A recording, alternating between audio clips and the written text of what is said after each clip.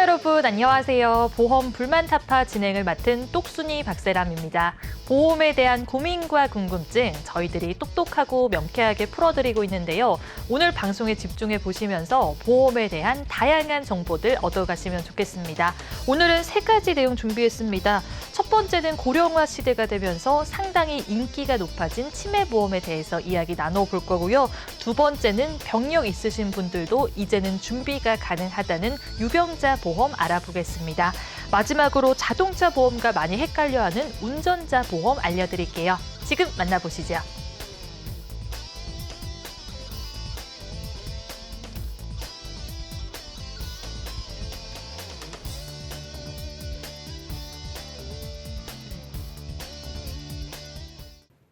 네, 요즘 날씨가 아침, 저녁으로 예측할 수 없는 온도 변화가 있어요. 그런 것처럼 우리 삶에서도 예측할 수 없는 사고가 있는데요. 그게 바로 교통사고입니다. 그래서 오늘은 그 교통사고 시 내가 받을 수 있는 보상에 대한 보험에 대해서 좀 안내를 드려보려고 하는데요. 잠시 기다려주시면 자세히 설명드리도록 하겠습니다. 네, 안녕하세요. 요즘에 이제 스마트폰을 많이 사용하다 보니까 깜빡깜빡 하시는 분들 많이 늘었죠. 그래서 제가 오늘은 치매 보험에 대해서 한번 꼼꼼하게 설명드리도록 하겠습니다. 보험 똘똘이 김장민입니다. 네, 안녕하세요. 보험의 정석 박선아 전문가입니다. 자, 제가 오늘 고령화 시대에 맞게 보험에 관련해서 준비해 봤는데요. 오늘도 채널 고정해 주세요.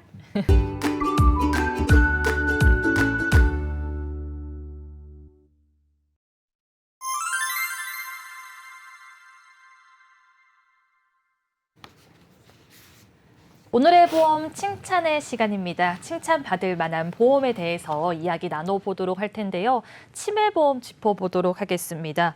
요즘 관심을 많이 받고 있는 게 바로 치매보험이라고 하는데 김장민 전문가님, 치매보험 어떤 점이 칭찬받을 만한 보험일까요? 저는 치매 보험이 정말 칭찬받을 게 많다고 생각을 하거든요. 네. 그래서 뭐 치매 보험에 대해서 간단하게 설명을 하기 전에 네. 주변에 치매 걸리셨던 분들이나 환자분들, 가족분들 있으세요?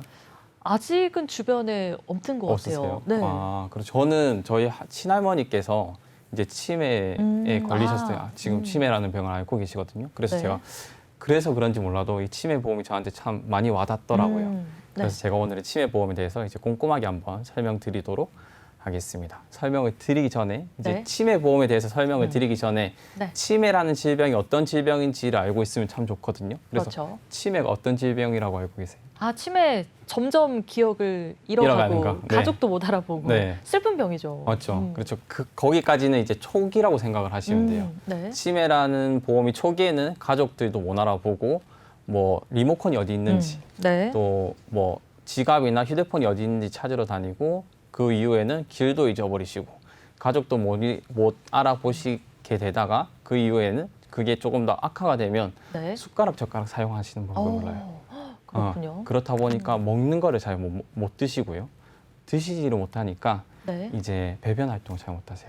네, 그래가지고 배변 활동을 못하시다 보니까 약으로 인해서 뭐 억지로 배변 활동을 하게 만든다든지 아니면 이제 소변줄이나 배변줄을 달아서 인공적으로 저희가 배변 활동을 할 수 있게 도와드리거든요.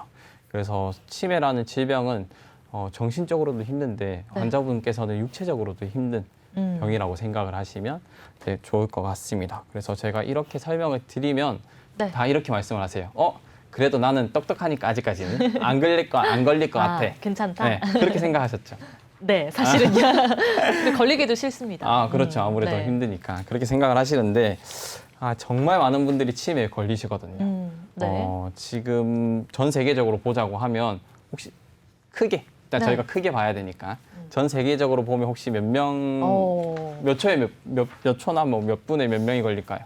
한 명이 몇 초에 한 명씩 걸릴까요? 글쎄요. 전 세계로 살펴보면 잘 모를 것 같은데 그래도 요즘 100세 시대 그러니까 평균 수명이 늘어난 만큼 많은 분들이 걸리지는 않을까 조심스럽게 예상을 해봅니다. 그렇죠. 전 세계적으로 일단 보게 되면 네. 크게 보게 되면 7초에 한 명씩 걸린대요.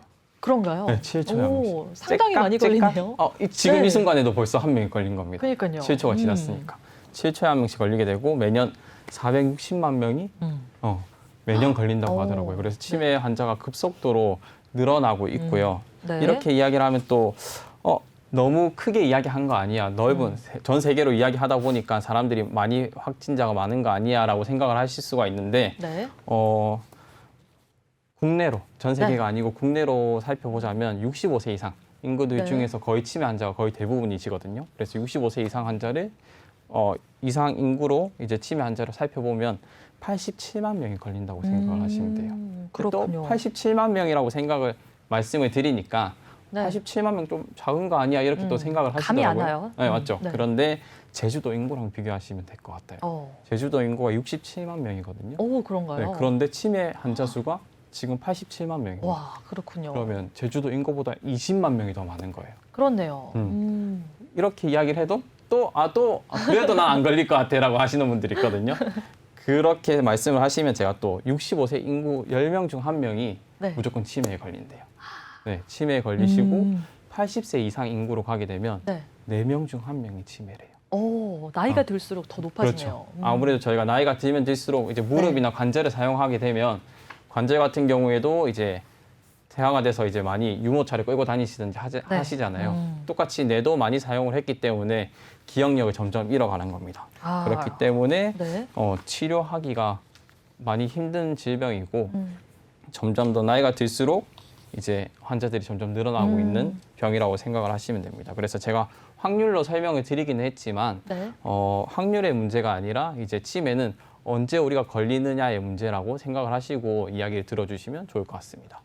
그러게요. 이 확률의 문제가 아닌 것 같아요. 언제 걸리느냐.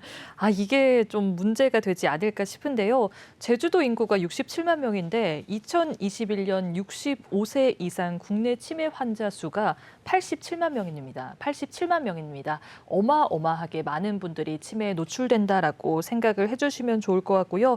그럼 전문가님, 이 치매 환자를 돌보는 비용도 만만치 않을 것 같아요. 어떤 부분을 중점적으로 준비하는 게 좋을까요? 저희가 이제 기본적인 예를 들어서 설명을 드리면 네. 차를 살 때도 얼마인지 알아보고 사고요. 가방을 하나 살 때도 얼마인지 알아보고 사고요.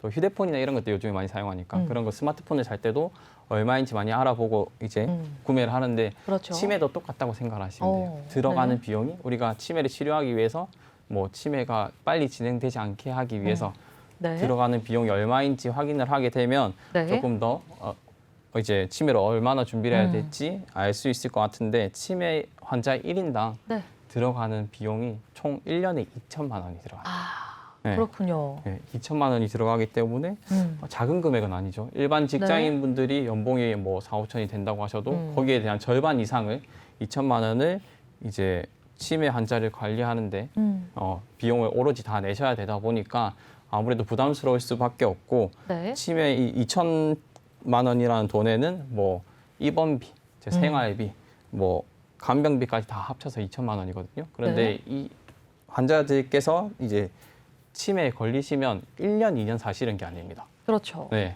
최소 평균적으로 치매 환자들은 12년을 사신다고 하세요. 아, 그렇군요. 그러니까 2천만 원씩 12년이면 2억 4천만 원. 그러니까 2억 4천이면은 2억 네. 부담할 수 없는 금액으로 느껴지네요. 그렇죠, 맞죠. 저는 너무 와닿죠. 네. 너무 커요. 너무 돈이. 커져. 네. 저도 준비하기가 힘들거든요. 2억 4천. 평생을 모아도 네. 2억 4천 내가 언제 모을 수 있을까 이런 생각이 많이 들거든요. 그래서 치매가 걸리게 되면 엄청나게 많은 돈이 필요하게 된다 이렇게 생각을 하실 수가 있겠습니다. 알겠습니다. 치매 환자를 관리하는데 연간 2천만 원이 들고요. 아까 12년 정도 평균 수명을 말씀을 그렇죠. 해주셨잖아요. 네. 그러면은 한 2억 4천만 원 정도 나간다고 생각을 해주시면 좋겠습니다. 간병비라든가 병원비, 뭐 요양비 등등 나가는 비용이 많기 때문에 치매 보험에 있어서 어떻게 준비가 되어 있는지 오늘 방송을 보시면서 점검을 해보시는 게 좋을 것 같고요. 그럼 전문가님, 간병비 부담을 아무래도 가족들이 많이 하고 또 자식들이 힘들어하지 않을까 싶어요. 네, 맞죠. 아무래도 부모님이 이제 치매에 걸리게 되면 네. 아버님 걸렸다고 예정을 하시면 어머님이 이제 아버님을 보살펴 주실 거지 않습니까? 그렇다 보니까 치매 환자 보호자들 중 한 분은 네. 이제 직장을 그만두거나 뭐 일하는 시간을 줄이는 부분들이 많다고 해요. 그래서 100명 중 100명의 보호자가 있다고 하면 네. 78명 정도는 일을 그만두시거나 오. 일하는 시간을 줄인다고 해요. 왜냐하면 치매 네. 환자가 혼자서는 아무래도 생활을 하실 수가 없다 보니까 거의 대부분의 직장인들이 근로 시간을 줄이든지 일하는 시간을 줄이시고 네. 그렇다 보니까 일하는 시간을 줄이게 되면 누가 그 나머지 비용 2천만 원을 이제 감당해야 될까요? 수입이 줄어드니까 네. 그 밑에 사람들이 그렇죠. 다 자녀분들이 이제 그 2천만 원을 준비해야 된다는 거거든요. 그렇다 보니까 오로지 간병비를 자녀분들이 다 2천만 원을 준비를 하시는 거예요. 네. 그래서 치매 보험 같은 경우에는 네. 나를 위해서 가입을 하기보다는 가족을 위해서 가입을 한다라고 생각을 하시면서 준비를 하시면 좋을 것 같습니다. 알겠습니다. 생각보다 많은 분들이 직장을 그만두고 근로 시간을 줄여요. 네, 저는 맞죠. 이 정도일 줄은 몰랐는데 네. 보호자 100명 중에서 약 78명이 직장을 그만두거나 근로 시간을 줄인다고 합니다. 그리고 간병비를 보통 자녀분들이 부담을 한다고 하니까요. 사실은 이 치매 보험이 나를 위한 보험이기보다는 우리 자식들과 가족들의 부담을 덜어주기 위해서 준비하는 보험이 아닐까 싶습니다. 오늘 방송에 집중해 보시면서 치매 보험에 대해서 좀 좋은 정보들 많이 얻어가시면 좋을 것 같고요. 그러면 전문가님, 아무래도 비용이 많이 들어가니까 이 치매 보험에 있어서 금액적인 부분을 살펴보는 게 좋을 것 같은데 보통 보험 준비하면 진단비 위주로 준비를 많이 하잖아요. 그렇죠, 맞죠. 치매 보험도 그렇게 준비하면 될까요? 진단비는 어떻다고 비싸다고요? 저렴할까요? 비쌀까요? 암 진단비가 제일 비싸지 않나요? 그렇죠. 진단비는 치매에 걸리면 주는 진단비이기 때문에 비쌉니다. 네. 근데 치매 같은 경우에는 네. 치매만 걸렸다고 해서 진단비를 지급해주지 않거든요. 그런가요? 네, 지급해주지 않고 네. 이제 치매에 걸리게 되면 등급을 등급이요? 나누게 됩니다. 네. 초기 경도 인지 장애, 경증 치매, 중등도 치매, 네. 중증 치매 이렇게 4단계로 나누어지게 되는데 네. 이 단계에 해당이 될 때마다 보험금이 지급이 되는 겁니다. 그래서 그렇군요. 경도 인지 장애는 안타깝게도 지급은 안 돼요. 왜냐하면 제일 초기이기 때문에. 네. 경도 인지 장애 같은 경우에 저희가 생각하는 그냥 건망증, 깜빡깜빡하는 거. 정말 네. 잠깐 까먹는. 그래서 다시 기억이 나는 거. 네. 심각하지 않은. 네, 그렇죠. 네. 경도 인지 장애 같은 경우에는 기억은 나요. 네. 냉장고에 넣어놨었지. 이렇게 다시 가져와야지 하고 기억이 네. 나는 거고 경증 치매 진단부터는 이제 보험회사에서 보험금이 지급이 되는데 경증 치매 같이 치매 진단비 같은 치매 같은 경우에는 이제 내가 기억을 못하는 것들, 네. 어디에 넣어뒀는지 어디에 놓아뒀는지 기억을 못하게 되고 네. 중등도 치매로 이제 두 번째로 발전을 하게 되면 우리 집이 어딘지, 네. 내 가족이 너 누구야 이렇게 슬퍼요. 네, 드라마에서 많이 보셨죠. 네. 머리 잡고 이제 싸우는 것들. 네. 너 누구야? 돈 내놔. 이런 아들 보고 이제 이렇게 이야기하시는 분들이 많은데 그렇게 이제 증상이 나타나는 게 중증 치매라고 생각을 하시면 되고 네.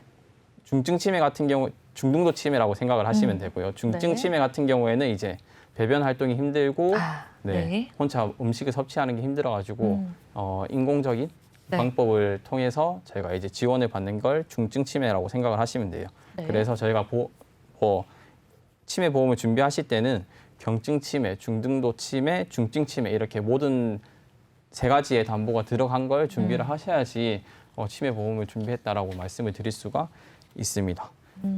그리고 네. 네네. 그리고 이제 이렇게 준비를 해야지 이제 말씀을 드릴 수가 있고 네. 마지막으로 예전에는 이렇게밖에 준비를 못했어요. 네. 아까 제가 진단비가 어떻다고요? 비싸다. 비싸다. 네. 비싸다라고 말씀을 드렸죠. 그래서 진단비를 대신해서 할 수 있는 대체할 수 있는 게 나왔어요. 뭘까요? 어떤 뭘까요? 아무래도 혁순이니까 알 것 같은데. 간병을 많이 네. 하게 되는 질병 중에 하나가 네. 치매니까 네. 뭐 간병비라든가 아니면은 생활비를 지원해주는 특약들이 생기지 않았을까요? 역시 똑순이네. 와. 정답입니다. 네. 중증 치매까지 발전을 하게 되면 네. 간병비가 지급이 돼요.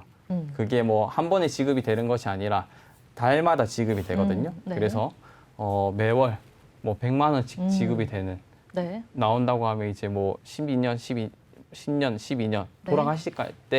돌아가실 때까지 지급이 되다 보니까 그런가요? 환자분들한테 뭐 치매에 걸렸다 하시면 조금 더 유리하게 가져가실 수 있는 중증 치매 간병비라는 게 있다. 그래서 이것까지 같이 네. 준비를 하셔야지만 유리하다 이렇게 말씀을 드릴 수가 있겠고 네. 그래서 제가 한번 어떻게 준비를 해야 되는지 정확하게 한번 가져왔습니다. 네. 옆에 보시게 되면 경도 치매 진단비 500만 원, 중등도 치매 진단비 1,000만 원, 중증 치매 진단비 2천만 원, 네. 중증 치매 간병비까지 매월 100만 원씩 나올 수 있게 이렇게 준비를 하셔야지 조금 잘 준비를 했다. 네. 치매 보험은 이렇게 준비를 잘 하셨네요. 이렇게 말씀을 드릴 수가 있는 치매 보험이다. 이렇게 말씀을 드릴 수가 있겠습니다. 그래서 치매 보험 같은 경우에는 네. 그냥 진단비로만 준비를 하면 아주 비싸고 준비를 하기 힘들기 때문에 꼭 네. 생활비를 포함을 하셔가지고 준비를 하시면 조금 더 넉넉하게 2억 4천만 원 전부를 준비할 수는 없지만 네. 그에 상응하게 준비할 수 있기 때문에 꼭 이 상태대로 준비를 하시면 좋을 것 같습니다. 알겠습니다. 네. 이 간병비 같은 경우에는 예전에는 없던 특약이었는데 그렇죠. 최근에 나온 거죠. 네, 맞습니다. 알겠습니다. 이 점은 시청자분들이 잘 기억을 해주시는 게 좋을 것 같고요. 기존에 치매보험이 있는 분들은 간병비가 없을 수도 있다고 말씀을 해주셨으니까요. 추가적으로 준비를 하면 어떨지 고민을 해보시는 게 좋을 것 같고요. 경도 때부터 진단을 받으면은 진단비가 나오는 보험을 준비하는 게 좋다는 점도 참고하시면 좋겠습니다. 자, 치매보험에 대해서도 하나부터 10까지 알아봤습니다. 저희 본 방송은 SK브로드밴드 164번, LGU 플러스 169번, KT올레 285번을 통해서 시청이 가능하고요. 유튜브와 네이버 TV, 카카오 TV로 내외경제TV 혹은 보험불만제로 검색하시면 실시간 방송에도 참여하실 수 있습니다. 아울러 본 방송은 정보 제공을 위한 방송이며 보험 서비스 및 상품 판매와 중개에는 관여하지 않겠습니다. 자, 그럼 그 다음으로 칭찬받을 만한 보험 화면으로 만나볼게요.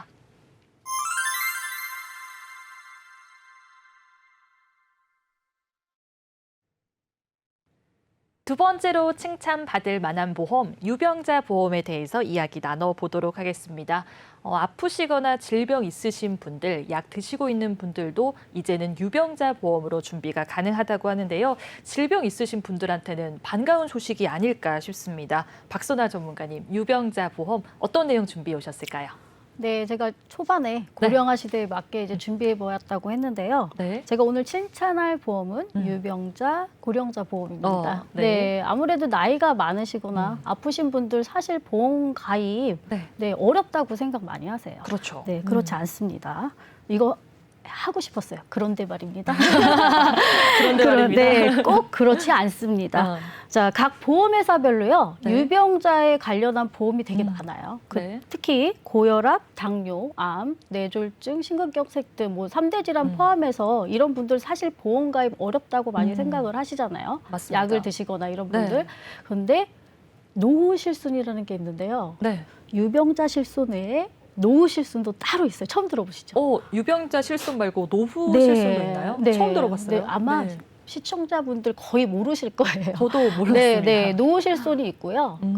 자, 일단은 알차게 오늘 노후 실손 유병자에 대해서 좀 알아볼 건데요. 네. 이제 소개에 앞서 혹시 우리 MC님 인생 노후 준비 어떻게 하셨나요? 어떡하죠? 준비가 하나도 안 되어 있네요. 네. 그래요? 반성하게 제가 되네요. 생각한 답변은 아니지만 저는 이제 준비 다 해놓으실 거라 생각을 했는데 보통 네. 저희가 이제 노후 자금 준비하시기 전에 네. 대부분 사실은 저축 많이 하시잖아요. 그렇죠. 근데 이제 아무래도 저축하시다가 결혼하시면 제일 먼저 뭐 하게 되죠? 돈을 빼게 되나요? 그렇죠. 돈을 거의 사실 못 모으죠. 네, 자녀들을 위한, 네. 이제 자녀들을 위해서 쓰게 되는데요.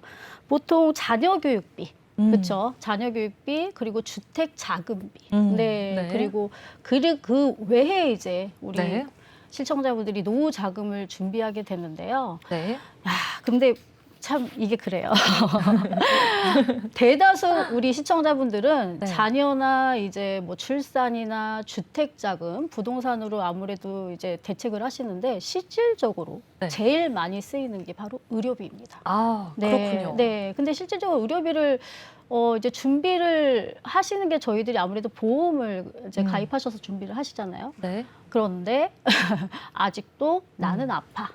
나는 안 돼. 나이가 많아서 준비를 못 하시는 시청자분들이 많아요. 네. 자, 그래서 제가 이제 뭐 명언까지는 아닌데요. 네. 뭐 저도 똑같이 이제 부모로서 생각한 말인데요. 네. 자, 부모가 자식에게 주는 최고의 선물은 늙어서 기대지 않는 것. 와. 기대고 싶지 않아요. 네, 진짜 알겠습니다. 많이 이제 시청자분들이 공감하실 거예요. 네. 자, 늙어서 기대지 않는 것 저희가 봤을 땐 의료비라 생각합니다. 네, 의료비 맞습니다. 준비가 잘 안 되셔서. 자, 그래서 아직까지 의료비가 많이 들고 앞으로도 나갈 의료비 부담을 줄일 수 있는 기회가 바로 이 유병자 보험인데요. 자, 알겠습니다. 어떻게 유병자가 나이 많으신 분도 가입이 되는데 나이대 혹시 어느 정도 측정이 될까요?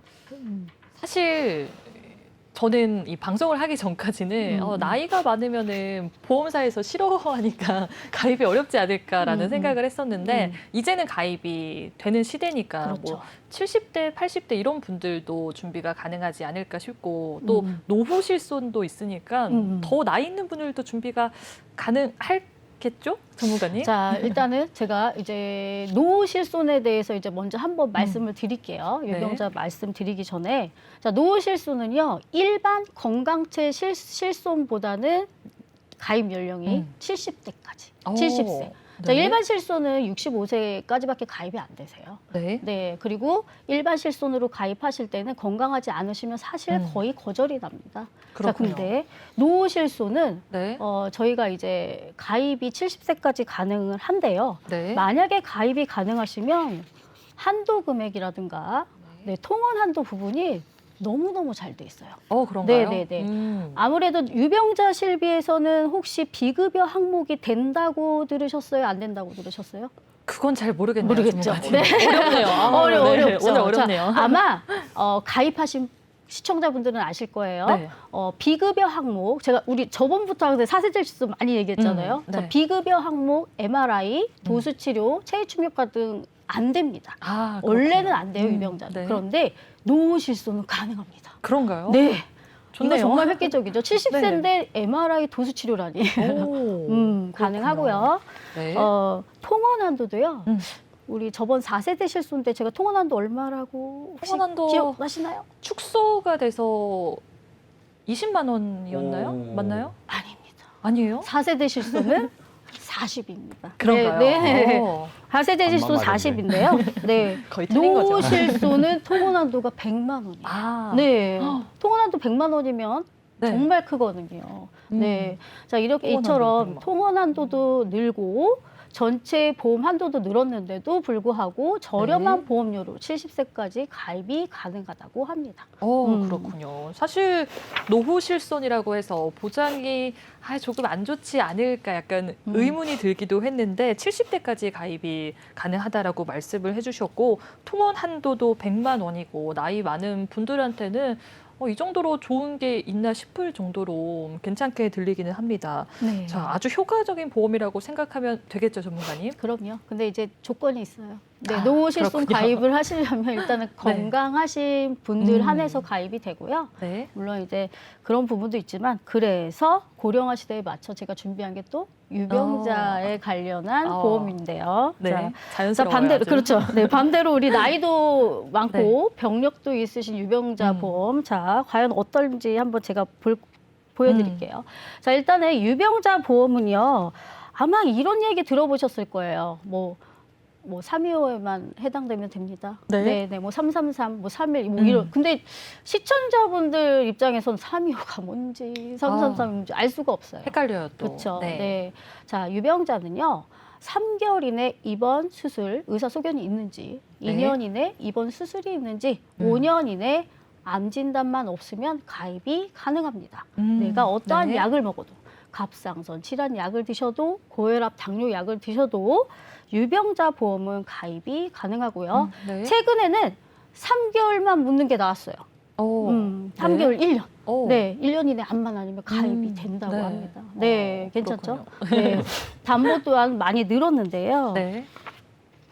자, 간편 심사를 통과하신 분들에 한해서 우리 3대 질환, 그러면 좀 3대 질환에 관련해서 좀 너무 담보가 적은 거 아닌가. 네. 많이들 그런 생각을 괜찮을까 하세요. 이런 생각도 네, 들죠. 아유, 비싸고 그렇지 않을까. 음. 그렇지 않습니다. 그렇군요. 네. 아무래도 이제 회사별로 조금 네. 다르긴 한데요. 2대 질환 관련해서도 담보 1,000만 원 이상 충분히 들어갑니다. 오. 네네네네. 알겠습니다. 네. 그러면은 거의 일반 보험과 비슷하게 준비가 가능하다라는 생각이 들고요. 네네. 병력 있으신 분들, 예전에 수술한 경험 있으신 분들, 약 드시고 있는 분들도 이제는 유병자 보험 준비가 가능하다고 짚어주셨습니다. 그리고 금액대도 많이 비싸지 않다라고 말씀을 해주셨으니까요. 참고하면 좋을 것 같고요. 아무래도 회사별로 비교를 잘 해봐야겠다라는 생각이 들어요. 유병자 보험이니까. 네, 네. 맞습니다. 네, 이렇게 가입 나이가 상품별로 최대 90세까지 가능한데요. 네. 특히 메디케어 서비스 같은 경우는요, 아프신 고객님들한테 자녀들의 역할을 대신할 수 있는데요. 네, 혹시 메디케어 서비스? 네, 어때요? 아니에요. 서비스니까 좋을 것 같긴 한데 정확히 뭔지 모르겠습니다. 네, 전문가님. 맞아요. 자, 대부분 우리 시청자분들께서 많이 모르세요. 네. 아마 실질적으로 가입이 되어 있는데도 활용을 못 하시는 분들이 많으실 겁니다. 네. 자, 회사별로 다를 수 있는데요. 건강관리, 네. 네, 그리고 치료 지원, 그리고 어. 전담 서비스 관리가 있습니다. 그걸 자. 해주는 건가요? 네. 아, 그렇군요. 네. 자, 제일 중요한 거는요. 네. 나뿐만 아니라 배우자, 부모, 오. 자녀까지 네. 네, 메디케어 서비스를 해줍니다. 자, 우리 대학병원, 그러니까 우리 상급병원 아무래도 예약할 때 힘드시잖아요. 네, 그렇죠. 네, 소견서 가지고 가야 돼요. 음. 근데 이거 메디케어 서비스로 됩니다. 아니, 메디케어가 자녀보다 더 그럼요. 하는 일이 네. 많네요. 건강 관리도 해주고 치료 지원도 해주고 전담 관리도 해주고. 저도 몰랐으니까 우리 시청자분들도 이 메디케어 서비스에 대해서는 잘 모르실 수도 있을 것 같은데요. 다양한 기능이 있다는 점은 참고하시면 좋을 것 같고요. 자, 유병자 보험에 대해서도 알아보고 노후 실손에 대해서도 짚어봤습니다. 저희 본 방송은 SK 브로드밴드 164번, LG U 플러스 169번, KT 올레 285번을 통해서 시청이 가능하고요. 유튜브와 네이버 TV, 카카오 TV로 내외 경제 TV 혹은 보험 불만제로 검색하시면 실시간 방송에도 참여하실 수 있습니다. 아울러 본 방송은 정보 제공을 위한 방송이며 보험 서비스 및 상품 판매와 중개에는 관여하지 않습니다. 유병자 보험은 여기까지 짚어보도록 하고요. 그 다음으로 칭찬받을 만한 보험도 화면으로 만나볼게요.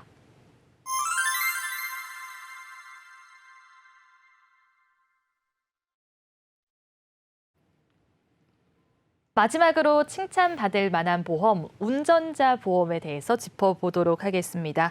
운전을 하시는 분들이라면 주의 깊게 보셔야 할 운전자 보험. 자, 노은지 전문가님, 운전자 보험에 대해서 어떤 내용을 칭찬을 하실까요? 저는 오늘 대전에서부터 이제 서울까지 열심히 이제 안전히 운전을 해서 도착을 했는데요. 늦으실 뻔했죠. 네, 네, 그랬는데 우리 혹시 사회자님 운전하세요?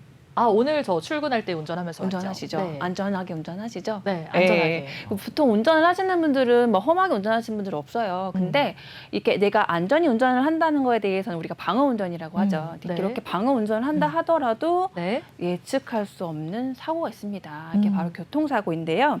오늘은 이제 이런 교통사고 시 내가 발생하는 책임에 대해서 보상을 해주는 그런 네. 운전자 보험에 대해서 좀 말씀을 드려보려고 해요. 근데 혹시 보상하는 보험들이 있다라고 하는데 우리 사회자님은 어떤 네. 보험이라고 혹시 알고 계셨었어요? 사실 저는 자동차 보험이 있으면은 다 해결되지 않나라는 생각을 했었죠, 처음에는. 맞아요. 네. 근데 틀린 말은 아니에요.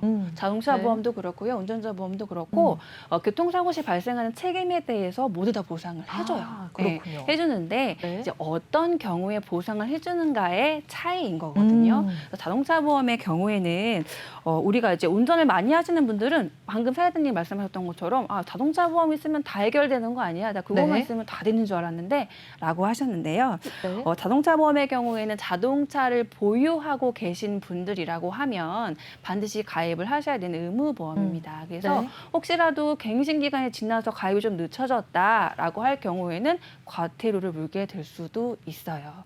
그래서 그럼 어떨 때 보상을 해주냐? 네. 우리가 이제 교통사고가 발생을 하잖아요. 그러면 혹시 요새 우리가 뭐 인터넷도 그렇고 방송에서도 그렇고 왜 블랙박스로 네. 서로의 과실 비율을 체크해주는 그런 내용 한번 보신 적이 있으실 거예요. 근데 네. 교통사고가 발생을 하면 개인 간에 발생이 됐을 때 서로의 과실 비율을 따지거든요. 근데 과실 비율을 따졌을 때 이때 발생하는 과실에 대해서 보상해 주는 보험이 자동차 보험이라고 생각하시면 되는데 네. 이게 민사적 책임이라고 해요. 가볍게 막 고소하거나 이러진 않잖아요. 네. 근데 그런 부분에 대해서 보상을 해주는 게 자동차 보험이고요. 가볍게는 뭐 상대방의 치료비라든지 뭐 수리비라든지 이런 것들을 보상해주는 보험이라고 생각하시면 좋으실 것 같고요. 반대로 이제 운전자 보험의 경우에는 네. 반드시 가입을 해야 되는 의무 보험은 아닙니다. 네. 아니지만 나의 과실로 인해서 혹시라도 이제 그 상대방이 사망을 하거나 네. 중상해를 입거나 이런 음. 경우로 인해서 형사적 책임을 물어야 되는 경우 네. 요때 이제 내가 보상을 받을 수 있는 그런 부분들에 대해서 이제 그 준비를 하시는 게 운전자 보험이라고 생각하시면 좋으실 것 같은데요. 한마디로 정리를 해드리면 네. 타인을 위한 보험은 자동차 보험, 나를 보호하기 위한 보험은 운전자 보험이다라고 아. 생각하시면 조금 쉬우실 것 같아요. 알겠습니다. 아주 깔끔하게 말씀을 해주셨는데요. 어쨌든 이 자동차 보험과 운전자 보험 둘 다 교통사고에 대한 책임을 보상을 해주는데 보상 부분이 조금 다르다 이렇게 생각을 해주시면 되겠습니다. 자동차 보험 같은 경우에는 민사적 책임을 보장을 해준다면 운전자 보험은 뭐 상대방이 사망을 하거나 중대한 부상을 당했을 때 이 형사적으로 합의를 봐야 할 때 필요한 보험이라고 생각을 해주시면 좋겠고요. 엄연히 다른 보험이라는 점은 잘 기억을 해주시는 게 좋겠습니다. 그럼 노은지 전문가님, 아까 이 운전자 보험이 나를 위한 보험이라고 말씀을 해주셨잖아요. 나를 위한 보험, 어떤 경우에 해당될까요? 네, 물론 우리 모든 시청자분들 운전하실 때 법규 잘 지켜서 운전 모두 다 잘 하시겠지만 네. 내가 의도치 않게 어떤 피치 못할 사고로 인해서 약간 12대 중과실이라고 하는 법규를 위반하는 경우가 발생할 수가 있어요. 네. 그게 이제 보험사 입장에서는 보상해주는 범위에 대해서는 12대 중과실이라고 이야기를 하는데요. 표를 보시면 우리가 많이 하는 경우도 있어요. 신호 위반, 그리고 뭐 중앙선 침범이라든지 속도 위반, 앞지르기 뭐 이런 것들이 있고요. 또 보도를 침범을 한다든지 11번에 보시면 이제 어린이 보호구역에서 안전의무 위반을 하신다든지 이런 등의 12가지의 범위가 있는데요. 네. 이런 경우가 있어요. 제가 예를 들어서 한번 설명을 해드리면 우리가 이제 유턴을 하기 위해서 점선이 되어 있는 사선에 서 있었던 분이 그 시청자분이 계셨는데 그분께서 유턴을 하시는데 마음이 급했던 거예요. 그래서 조금 더 일찍 유턴을 하셔서 중앙선을 침범을 하는 도중에 네. 상대편 차선에서 음. 차가 왔습니다. 부딪혀서 네. 그런 경우에 사고가 나게 된 거예요. 음. 상대방 차량은 많이 다치셨어요. 달려왔던 아이고. 속도가 있었기 때문에. 네. 이런 경우에는 내가 의도한 건 아니지만 중앙선 침범이라는 내 과실로 인한 사고가 발생이 됐기 때문에 네. 이런 경우에는 형사적으로 책임을 물어야 되는 경우가 있어요. 그래서 벌금도 내실 수도 있고요. 네. 서로 간에 만약 합의가 이루어지면 합의금을 또 주셔야 될 수도 있고 네. 만약에 또 서로 간에 원만하게 합의가 이루어지지 않으면 상대방이 고소를 한다거나 형사 입건이 된다거나 이러면 또 변호사를 또 선임해서 또 해결을 봐야 되는 경우가 있을 수 있어요. 그리고 우리 이제 엄마들, 저도 이제 애기 엄마잖아요. 애들 하원할 때, 네. 엄마들 이제 애 태우러 갔을 때 그 어린이 보호구역 내에서 천천히 달리지만 아이들은 또 움직이는 또 신호등이잖아요. 팍팍 튀어나온단 맞습니다. 말이에요. 그렇기 네. 때문에 가벼운 사고가 또 일어날 수도 있습니다. 이런 사고에 대비해서 또 어린이 보호구역에서는 최대 벌금이 또 3천만 원까지 나올 수 있는 부분이라서 네. 이런 부분들에 대해서 조금 보상을 받을 수 있는 부분들이 이제 운전자 보험이라고 생각을 하시면 될 것 같은데요. 근데 여기에도 모든 보상을 다 해주는 건 아니고요. 네. 12대 중과실 중에서 7번이나 8번 같은 경우에는 좀 심각하죠. 무면허 운전, 네. 음주운전 이런 경우에는 보상이 안 되고 또 뺑소니 네. 사고에 대해서도 보상을 해주지는 않는다는 점 이런 부분도 좀 참고하시면 좋으실 것 같습니다. 알겠습니다. 이 12대 중과실도 보상받을 수 있는 보험이 운전자 보험이라고 말씀을 해주셨고요. 사실 운전하다 보면은 바쁠 때 많잖아요. 맞아요. 출근하고 퇴근할 때 저도 그렇고 여기 계시는 전문가분들도 그렇고 시청자분들도 그렇고 아마 한 번쯤은 신호 위반도 하시고 속도 위반도 하셨을 것 같아요. 근데 그럴 때 사고가 나서 혹시 이 상대방과 원만한 합의가 이루어지지 않았을 때 법적인 문제로 갈 수가 있잖아요. 그럴 때 운전자 보험이 있으면 조금 편하게 처리할 수 있다는 점은 잘 알아주시는 게 좋겠습니다. 자동차 보험과 운전자 보험은 엄연히 다른 보험이라는 점도 잘 알아주시는 게 좋을 것 같고요.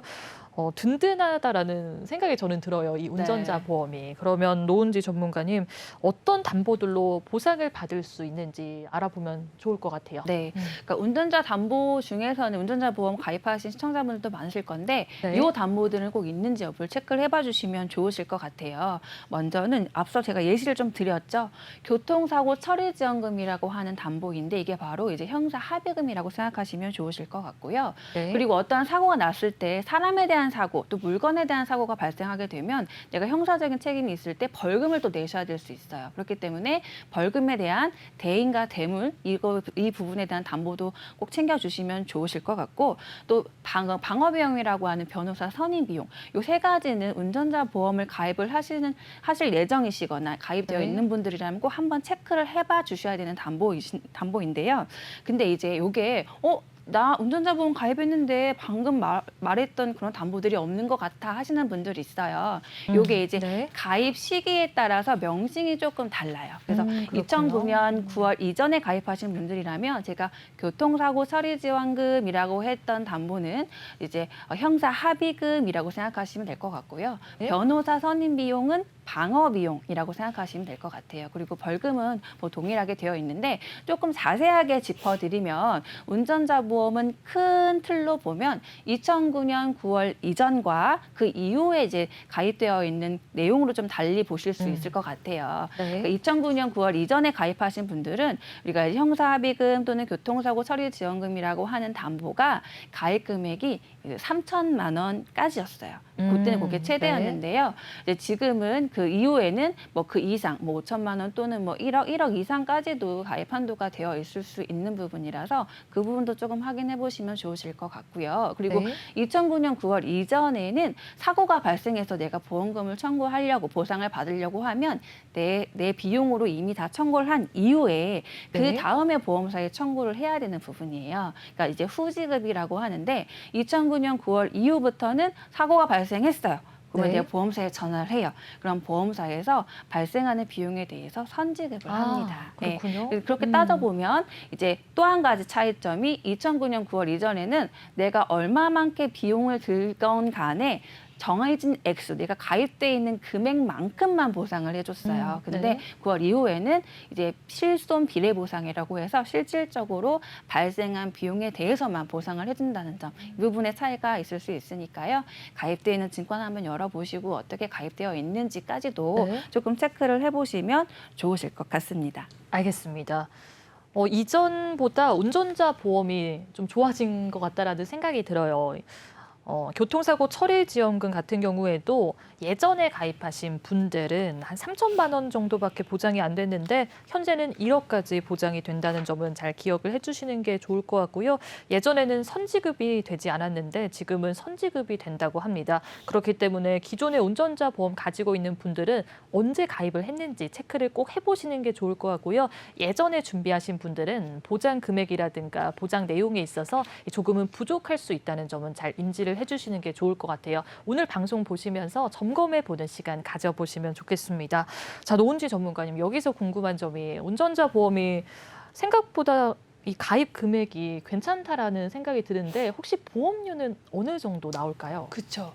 너무 베스트 질문이었어요. 와, 네. 지금 안내드린 제가 말씀드렸던 3-4가지 담보들은요, 사실상 보험료 측면에서 보면 그렇게 높지 않습니다. 근데 이제 보험사에서는 최저보험료라는 게 있기 때문에 일정한 금액에 대한 보험료를 납부를 하셔야 되거든요. 네. 그래서 제가 여기서 전수해드릴 팁이 있어요.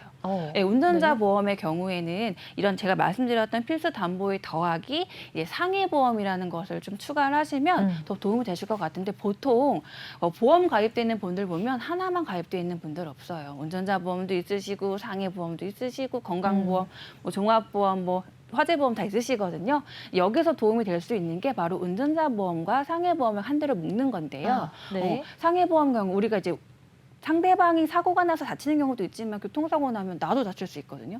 그렇기 때문에 내가 상해 사고에 대해서 보상 준비를 해놓는다면 도움이 되실 수가 있고 뭐 골절이 있으실 수도 있고 상해로 입원을 하실 수도 있고 상해로 수술을 하실 수도 있잖아요. 근데 네. 운전자 보험에 들어가 있다라고 해서 교통사고 시에만 보상이 되는 게 아니에요. 그래서 네. 같이 한 대 묶으시면 보다 조금 저렴한 보험료로 보장은 넓게 준비하실 수가 있고 또한 이제 화재보험도 따로 준비하시게 되면 보통은 2, 3만 원대로 준비를 하셔야 되는데 네. 그렇게 되면 운전자, 상해, 또 화재 따로 하시면 5, 6만 원 돈으로 좀 준비를 하셔야 되는데 네. 이렇게 한 대 묶어 놓으시게 되면 절반 이하까지도 좀 절감된 보험료로 준비하실 수가 있어서 네. 보장은 보장대로 넓게 준비를 하시고 네. 보험료는 보험료대로 조금 절감하실 수 있는 부분이라서 요게 조금 운전자 보험 가입하실 때 좀 도움이 되는 꿀팁이 되지 않을까 싶습니다.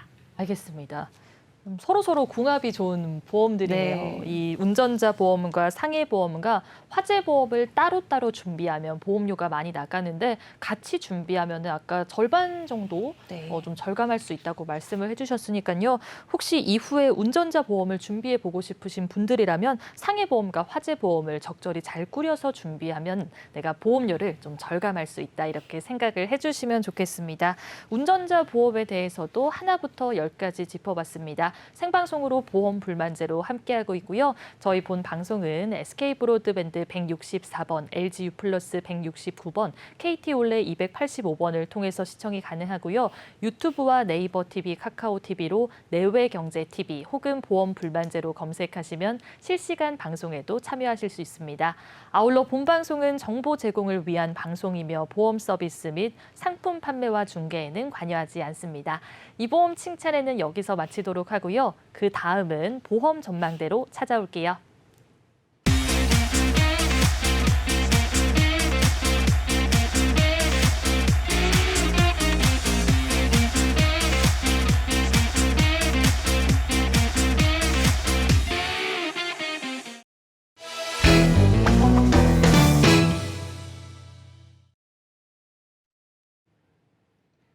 네, 보험 전망대 시간입니다. 우리 전문가 분들이 실제로 도와줬던 사례를 통해서 보험에 대한 고민과 궁금증을 해소해 보도록 할 텐데요.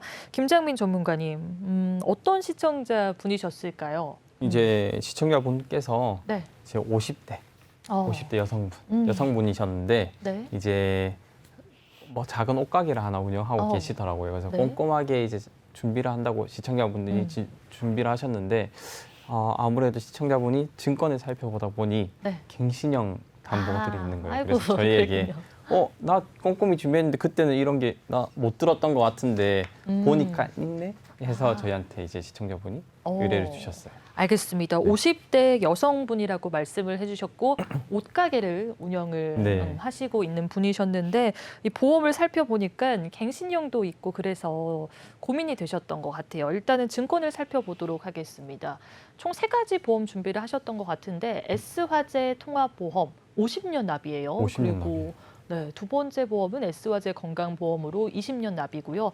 마지막으로 M화재 건강보험으로 15년 납이었습니다. 지금 3가지 보험 합해서 약 21만 원 정도 납부를 하고 있었는데 50년 납부는 거의 뭐 처음 보는 것 같기는 한데 이 구체적으로 어떤 부분들이 문제였는지 좀 살펴보면 좋을 것 같아요, 전문가님. 뭐 일단 제가 말씀드리기도 전에 50년 납이라고 하니까 뭔가 잘못되었구나. 이상해요. 네, 맞죠.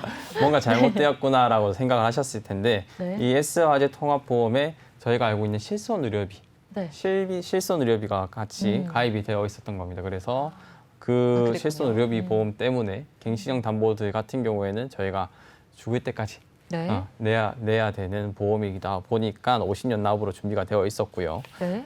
S화재 건강보험 같은 경우에도 이제 20년 네. 납이었는데 이제 뭐 건강 아팠을 때 받을 수 있는 것들 그 화면 넘어서 보시게 되면 네. 암 진단비 2천만 원, 뭐 뇌혈관 진단비, 암 진단비는 2천만 원 들어가져 있는데 유사암 진단비라고 있어요. 네. 저희가 뭐 갑상선암 진단비가 포함되어 있는 유사암 진단비 같은 경우는 전혀 준비가 되지 그러네요. 않았고 네. 표적 항암 치료비라는 게 있는데 네. 요즘에 이제 항암 치료를 그냥 예전에 막 머리 빠지고 하던 그런 치료 받는 것이 아니라 네. 암세포만 공격을 해서 치료하는 방법이 있거든요. 그래서 네. 그러한 방법으로 치료하는 표적 항암 치료비 표적 항암 치료비라는 게 있는데 이러한 것들도 빠져가 있었고요. 네. 저희가 잘 알고 있는 뇌출혈, 뇌졸중, 급성 네. 심근경색 많이 들어보셨죠? 그럼요. 사실상 이렇게들 많이 가입은 되어 있으신데 사실상 범위가 좁아서 저희가 받기가 힘든 보험입니다. 맞습니다. 그래서 원래는 뇌혈관 진단비,